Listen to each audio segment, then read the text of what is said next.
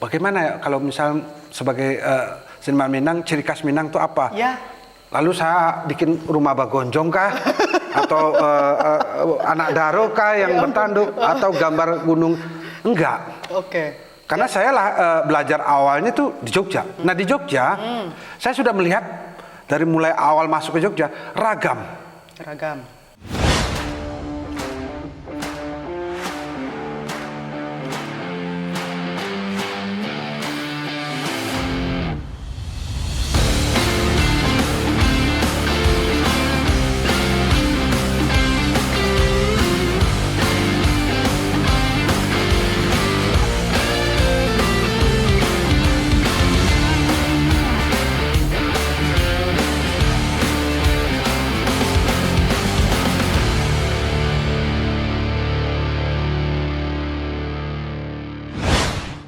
Baik sahabat Bentara, kita ketemu lagi dalam podcast bersama Zumaldi Alfi. Ini adalah segmen kedua. Tadi kita sempat keputus dah soal setelah udah meninggalkan Minang untuk dalam tanda petik kesempatan belajar di Jogja gitu dah.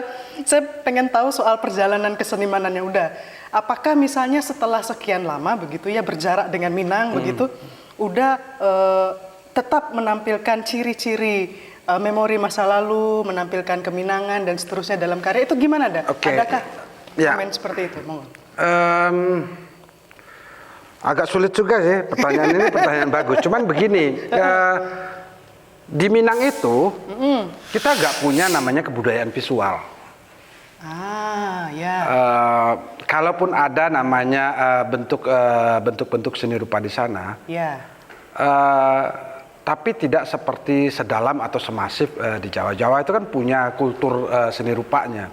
Kita lihat misalnya dengan wayang, itu kan macam-macam, atau relief. Itu kan.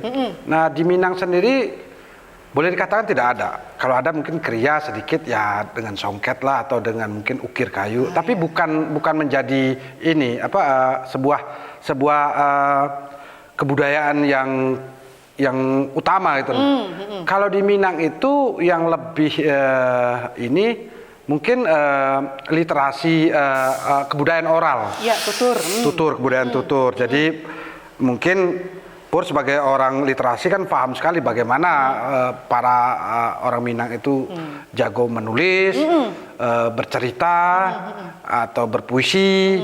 Nah, kalau itu karena memang kehidupan sehari-hari di sana itu hidup dengan budaya tutur itu, metafor gitu. Jadi secara visual sih nggak ada. Jadi ketika saya belajar visual itu benar-benar nol. Saya benar-benar secara teknis belajar dengan. Tapi apakah nanti ada memori atau ikatan? Saya pikir mungkin kalau secara visual kita lihat sih tidak ada karena memang tidak ada anunya. Tapi secara pola atau cara berpikir atau cara mengambil ini, saya pikir ada kaitannya. Coba perhatikan rata-rata hampir sebagian besar seniman-seniman dari Minang, kecuali kalau dia yang landscape ya, yang lukisan, yang di luar itu banyak sebenarnya sangat metaforik. Dan itu kultur Minang, metafor. Jadi bagaimana menyampaikan sesuatu tidak secara cara tata bahasa ngobrol, orang Minang tuh kelihatan seolah-olah direct gitu kan. Ngomongnya kan langsung-langsung, tapi secara bahasanya mereka banyak simbolik gitu kan, metafor gitu kan. Nah, saya pikir itu yang rata-rata membawa kita. Jadi perhatikan seniman-seniman Minang, terutama yang angkatan saya ke bawah, ke atas lah. Kalau yang ke bawah, yang generasi baru sekarang, memang sudah agak berbeda karena setelah generasi digital ini itu agak susah ininya dilacak. Tapi kalau dulu itu kan sempat ada jargon. Jadi melihat anak-anak Minang itu lukisannya di Jogja itu mudah dideteksi.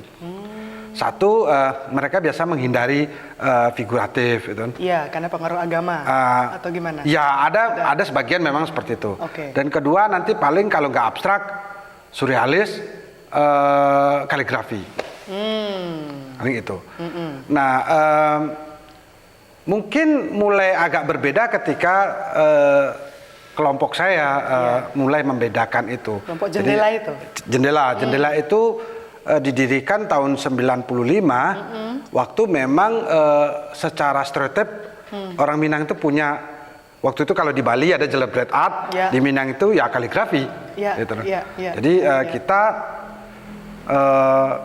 kita pengen berbeda aja gitu. Berarti jalannya udah jalan yang gimana? Ya, nah maksudnya akhirnya kan kita gini, waktu itu dengan kelompok kita kan ngobrolin apa ya ininya.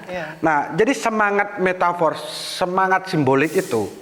Jadi bagaimana? Jadi tidak serta merta misalnya objek itu dijadikan objek, tapi bagaimana kita bermain simbolik. Karena misalnya gini, di Minang contohnya ya, cara simbolik itu dalam bahasa tutur misalnya gini, kalau ada orang bertamu, terus mungkin terlalu lama bertamu, nah bagaimana caranya biar si tamu itu mengerti bahwa dia sudah lama bertamu, lalu nanti tuan rumah itu akan biasa bermain metafor. Salah lain untuk mengusir. Nah, dengan cara tuh mungkin dia tiba-tiba ada ayam lewat kah? Lalu ini ayam ini ngapain mondar mandir aja di sini kok nggak ini? Nah itu satu, memang itu. Kedua itu menguji intelektual. Jadi si yang ini tuh paham nggak maksudnya? Nah itu jadi kita tuh dilatih untuk peka itu kan.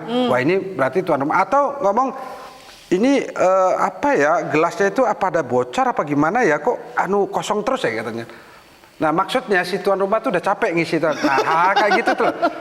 Nah kita tidak ngomong langsung tapi nah itu di seni rupa juga kita seperti itu. Bagaimana mau ada istilahnya kalau di Minang itu raun sabali. Raun sabali itu untuk mengatakan sesuatu itu kita muter dulu itu loh. Baru nanti dituju yang misalnya saya mau ngomong A tapi nggak langsung A tapi nanti saya cari. Nah ya itu budaya literasi. Mau lihat petata petiti Minang itu kan. Nah itu yang coba kita visualkan. Itu. Jadi kalau dia omongkan muatan Minang, mungkin saya itu tidak mengangkat misalnya simbol karena gini. Ketika saya memulai belajar itu benar-benar secara akademis secara apa yang disebut pelajaran dari barat itu cara memegang kuas, mengaduk cat, konseptualnya gitu itu sangat barat. Nah jadi akhirnya keminangan kita ambil hanya sebagai ininya aja, esensinya aja karena memang saya tidak tertarik untuk misalnya bagaimana ya kalau misal sebagai seniman Minang, ciri khas Minang itu apa? Lalu saya bikin rumah bagonjong kah? Atau anak daro kah yang bertanduk? Atau gambar gunung? Enggak.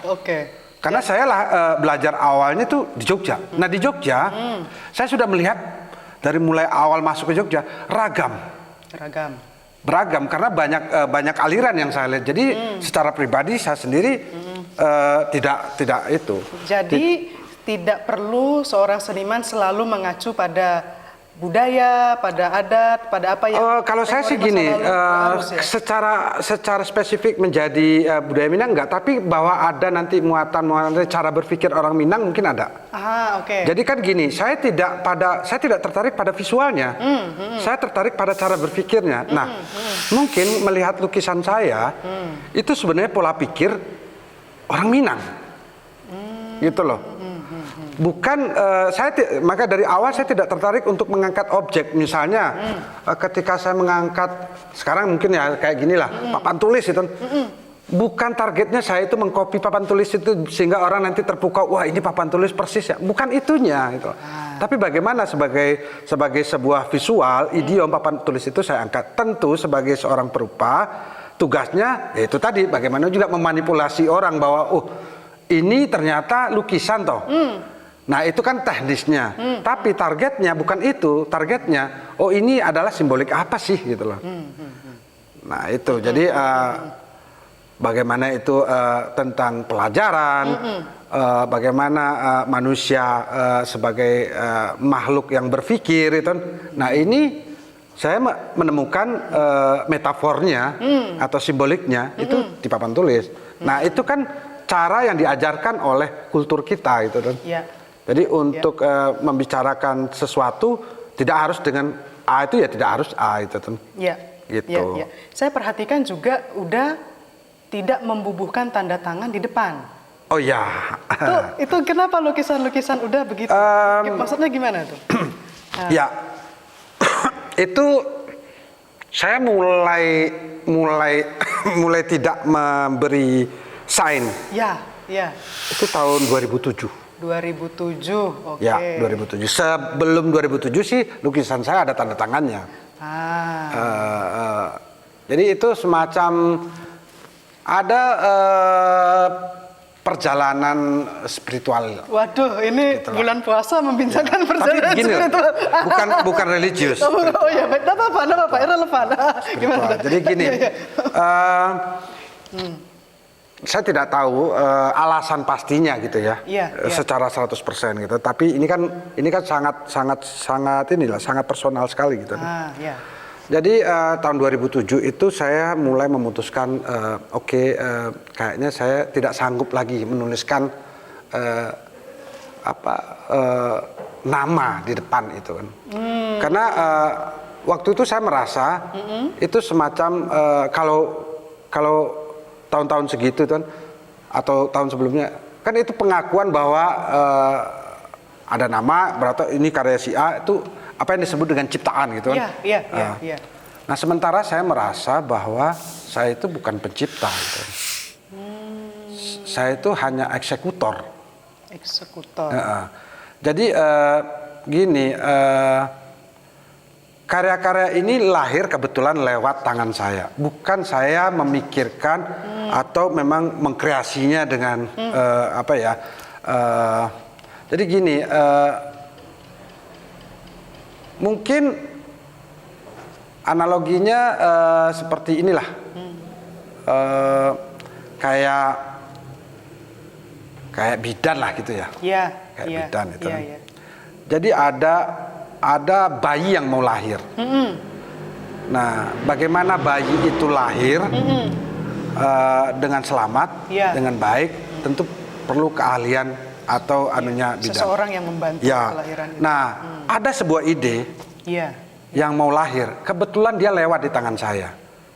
Kadang-kadang saya tidak mencari ide itu, dia ya kayak gini lah, papan tulis itu sebenarnya kan bukan lalu saya riset begini begitu enggak. Tiba-tiba saya kepikiran aja kan, ini kok saya pengen gini ya.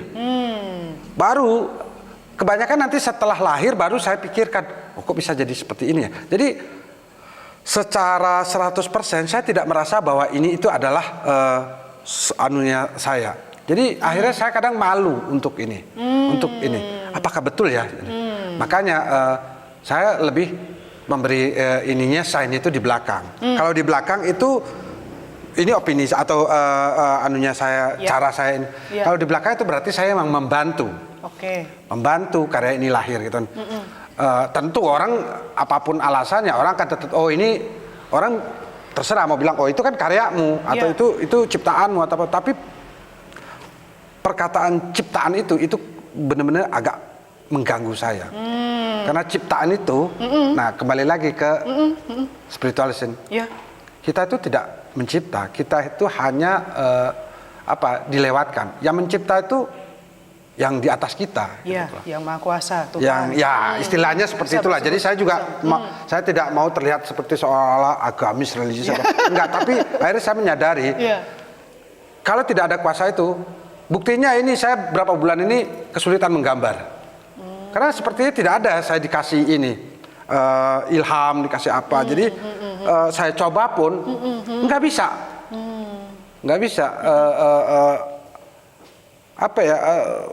tidak ada gerak itu.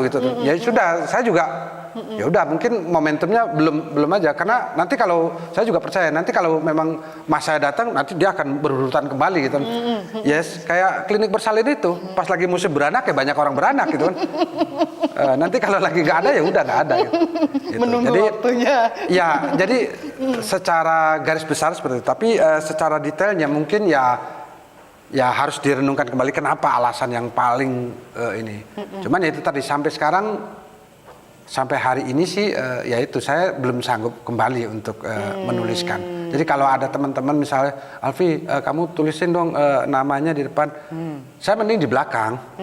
Di belakang ada, atau kalau mau yang lain mungkin dengan sertifikat. Tapi kalau di depan, satu itu. Kedua, saya juga nggak mau lalu karya itu orang ketika melihat nama itu tuh loh. Ah, iya. Kita kan lihat dan saya itu alasan kedua mungkin ya yang kemarin. Jadi di ruang pamer kadang-kadang kita bisa berubah image atau ini kita penilaian kita karena sebuah nama itu loh. Jadi bukan karya itu yang 100% itu. Saya sering ketemu atau sering juga mengalami gitu kan. Ketika masuk ke ruang pamer karya itu bisa berubah ketika nama seseorang terbaca, apalagi nama orang yang kita kenal atau apa gitu. Bisa aja karya itu menjadi terasa kuat sekali atau bisa karya itu menjadi hambar. Karena nggak suka sama orangnya. Bisa jadi kayak itu. Oh ini. Aduh. Jadi itu agak repot. Makanya saya mencoba coba lihat karya itu karena karya aja gitu. Betul. Nah, jadi tanpa nama itu. Maka kadang-kadang dan ini kadang sulit juga sih di galeri atau apa. Saya nggak pengen ada nama atau ada judul tapi kan nggak mungkin kayak gitu kan. Oh namanya pameran tunggal kok nggak ada nama Alfi. Ya oke, di katalog sih nggak apa-apa tapi di pameran gimana?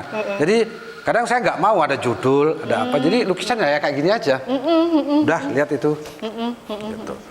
Jadi menurut Uda jalan berkesenian itu apakah juga sama dengan jalan spiritualitas atau apa gitu berdasar cerita tadi? Ya.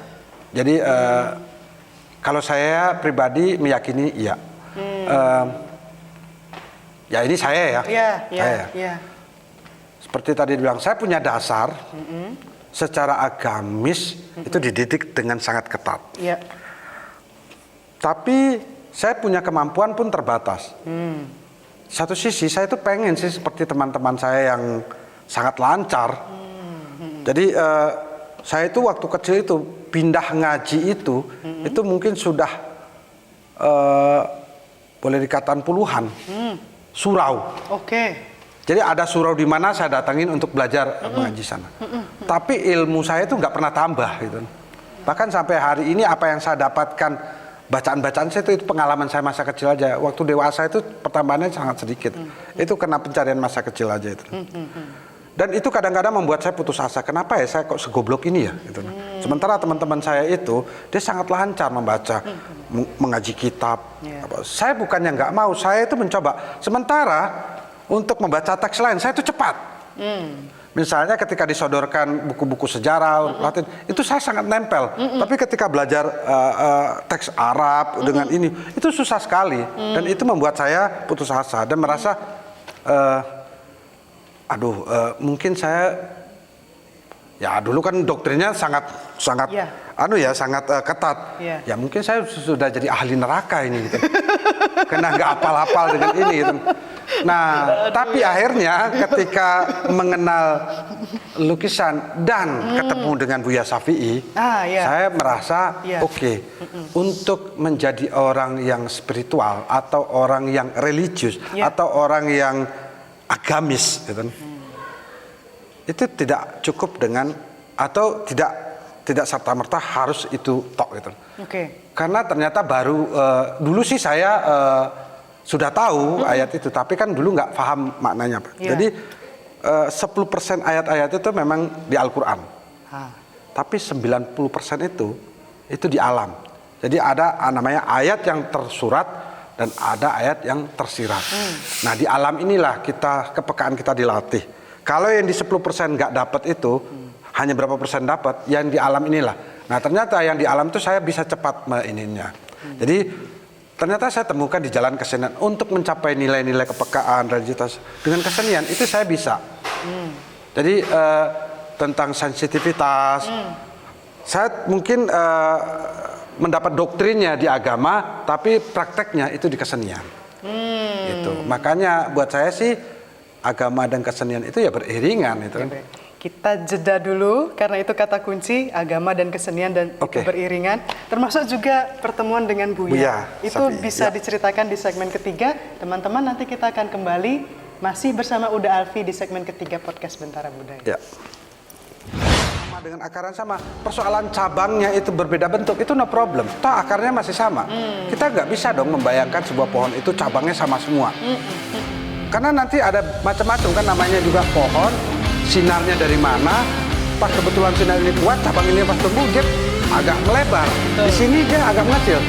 Nah, yang harus kita ingat, kita itu kan satu batang, satu akar. Jangan lupa like, komen, share, dan subscribe channel Bentara Budaya